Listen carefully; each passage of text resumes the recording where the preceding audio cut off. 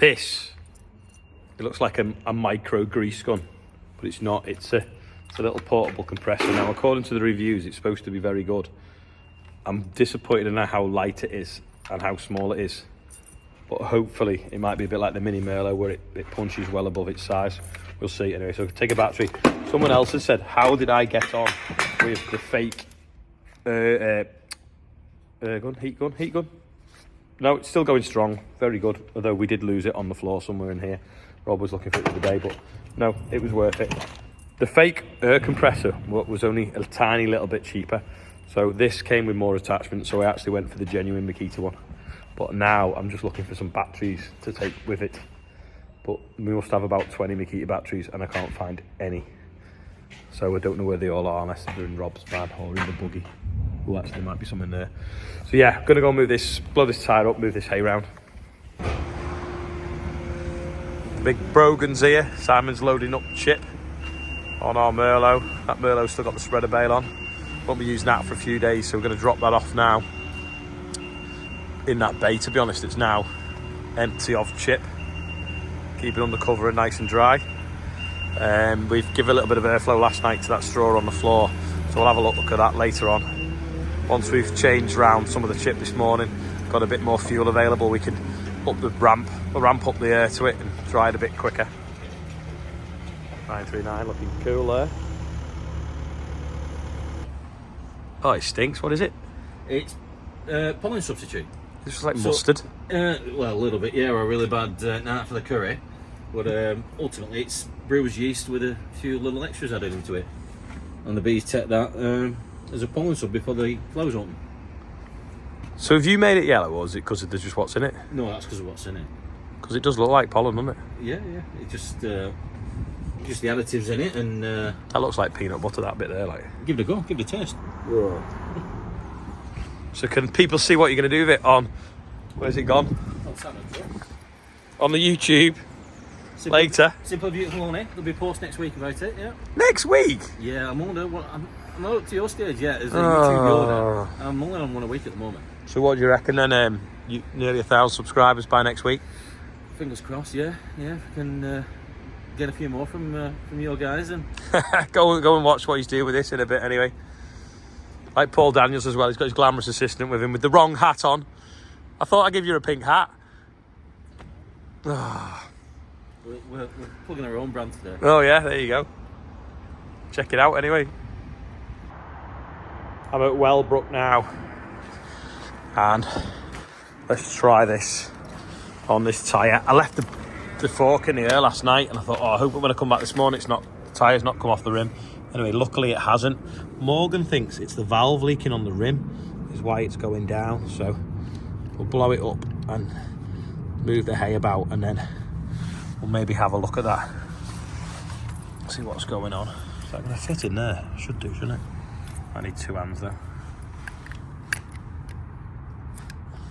Annoyingly, the trigger doesn't lock on, but at least a piece of stone holds the trigger on. It's got 6.5 psi in it now. Not a lot really, is it? 5 minutes later, I don't think it's very powerful for tyres such as this. I know it's only a small tyre, but I don't know whether it's because the valve won't go in far enough or it is leaking on the bead slightly, but it's certainly taking a long time. I think it's like a compressor, like out of a grandma seat, so yeah, not ideal. I should have just come with the Fent with the airline, to be fair. I don't know what's going on. I think it's that, not pushing the button in far enough inside the valve, but I'm going to try and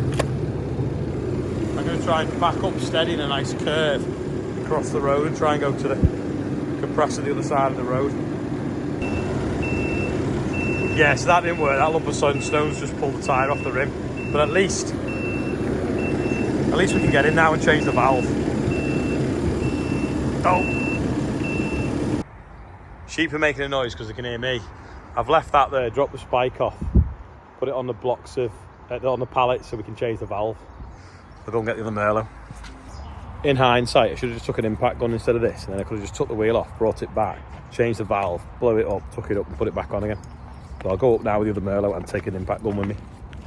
Just check the socket set before I leave. 1, 2, 3, 5 missing. And I'm not to blame. Let's look around the various projects. Oh, there's 3 there, 2 there.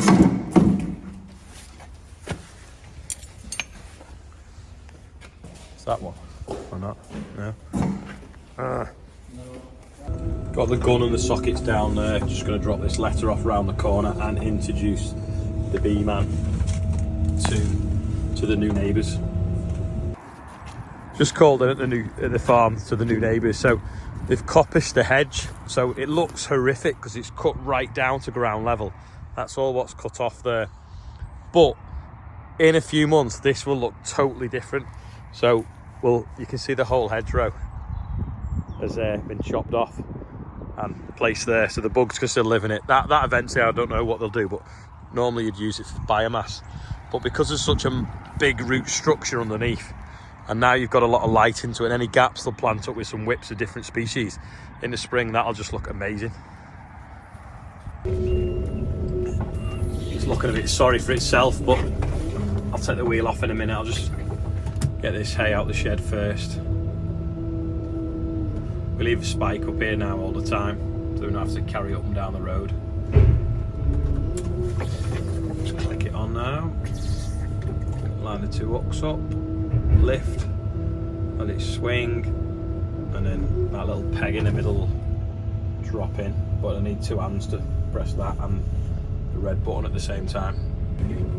Now I always drive with the spikes pointing right down or carry a bale of hay on it.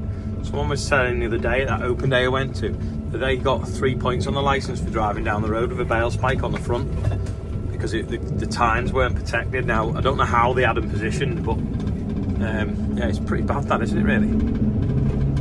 Hopefully, they are not 28mm. No, they don't look like it, do they? Because that's a 1/2 inch drive with, and I've got a adapter and I don't want to snap it off with that big gun. Maybe 30mm. No. Try 32. Yeah, there you go, 32mm, that's alright. I think that socket actually was still in the box when I was looking for it. That one and all them that were missing, wasn't it? Yeah, we'll whip this off now with the gun and take it back and sort the valve out.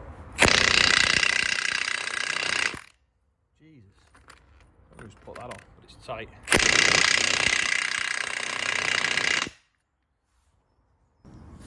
It is tight, but it's got different torque settings, 1, 2, 3, 4.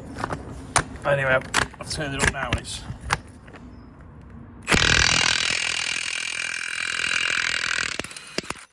getting them out easy, or easier.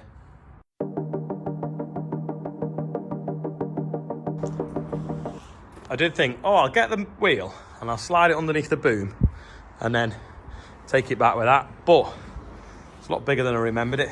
It is a fair size. It's no wonder really that little compressor didn't want to touch it, blowing it up. So I'll put it in the Merlot bucket that's across the road. I'll go and get a bucket, but I've dropped the spike off there, so when we come to put it on it, if the tyre's blown up and it won't quite fit, at least I can lift the boom up, drop it on the spike and lift itself higher than the pallets had got it. Just tipped some planings and backbladed it into them potholes because been up and down here so many times in the last month or so. It's got pretty potholy. Paddock still looks good though, doesn't it?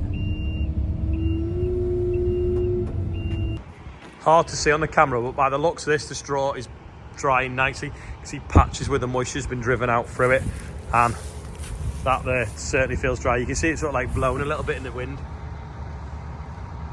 That's just the hot air's coming up through it, so that's a good sign.